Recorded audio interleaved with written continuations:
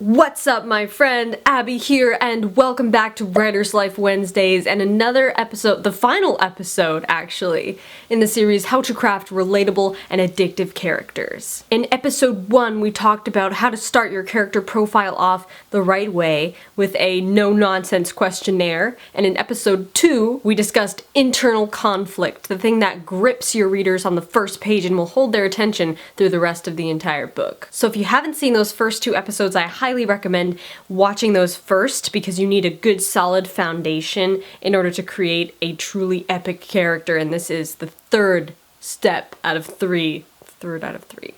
Yep, you can find the links to those previous videos in the description box below. So today we're gonna dive deep into your character's backstory and uncover a moment that happened a long time ago, before your novel even began. A moment that changed everything.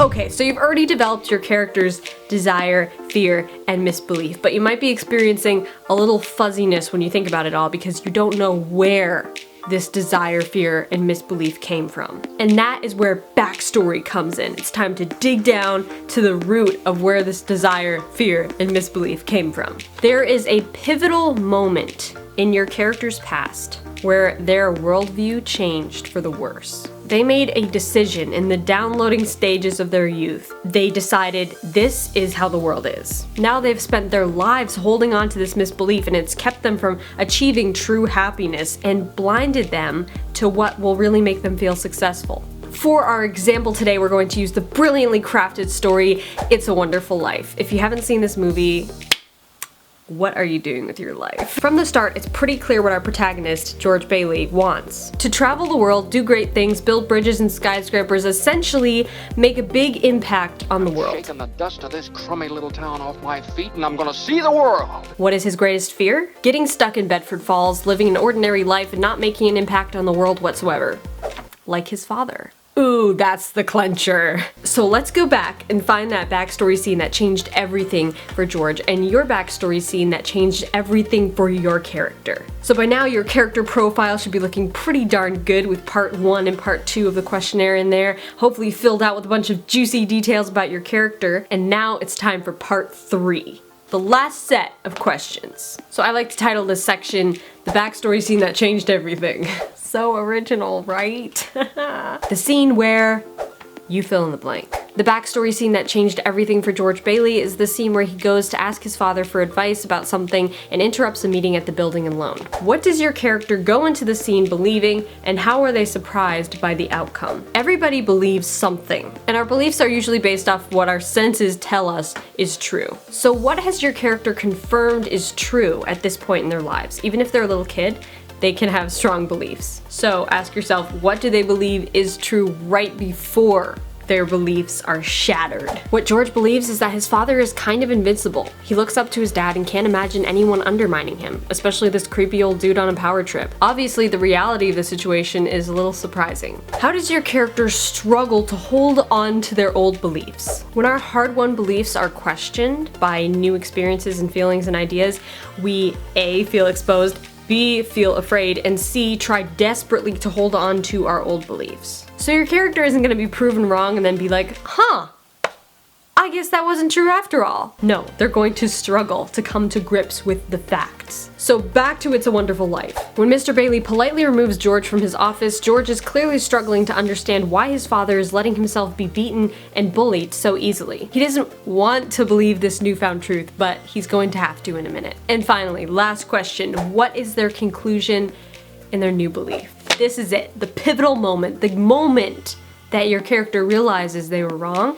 and their new belief settles in to stay. Of course, their new belief has to be totally messed up because when they have their aha moment at the end of the story, another revelation dawns on your character, and at last, they see the truth. As George watched his father be undermined by this creepy old dude, his small, conflicted brain quickly decided he would never live that kind of life. He would never stay in Bedford Falls, get married, have kids, work for this building and loan, and live an ordinary life. But what does he end up doing? Staying in Bedford Falls, getting married, having kids, working for this building and loan, and living an ordinary life.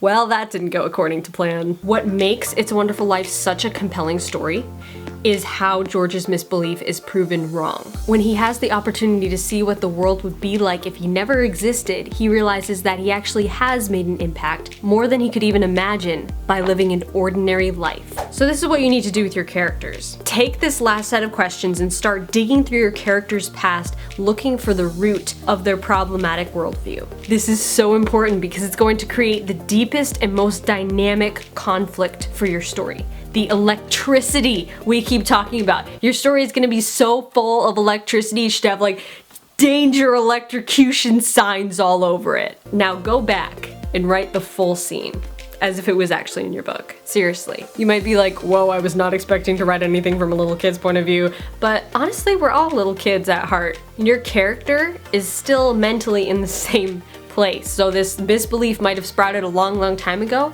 but to your character, it's as clear and fresh in their mind as if they just made a decision about it yesterday. Why? Because again and again, over the years or even decades, this character has kept their misbelief strong by acting upon it again and again and again, making decisions based on this messed up worldview and destroying their chances of happiness. Now you're thinking, are you gonna make me go write full scenes about every single time the character made a decision based on this misbelief and further cemented it as a truth?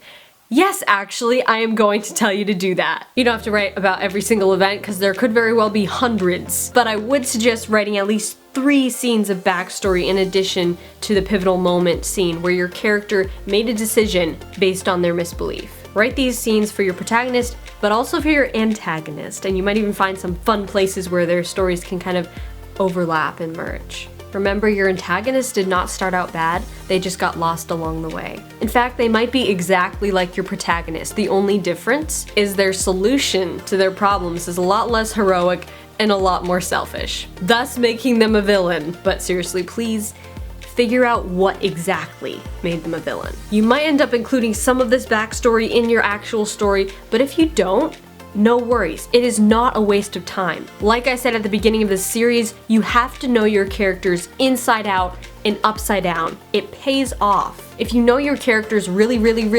well, you will make your readers feel like they know them that well too. And that is the key to creating relatable and addictive characters. That's it. Boom. You have the tools, now go use them. The link to the questions we went over today is in the description of this video.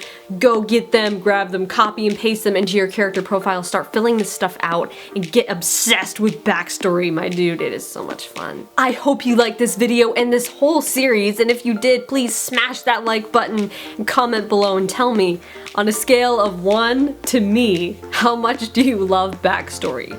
Literally, this novel that I'm currently outlining, I have written 25,000 words of backstory, and I don't even know if any of it is gonna be in the actual book. But you don't have to be that extra, I'm just a little crazy. Anyway, subscribe to this channel if you haven't already. I post writing videos every Wednesday, and I would love to have you here in the community so that we can continue to write epic books together, books that belong on the top of the New York Times bestseller list. Dream big, stay invincible, and rock on.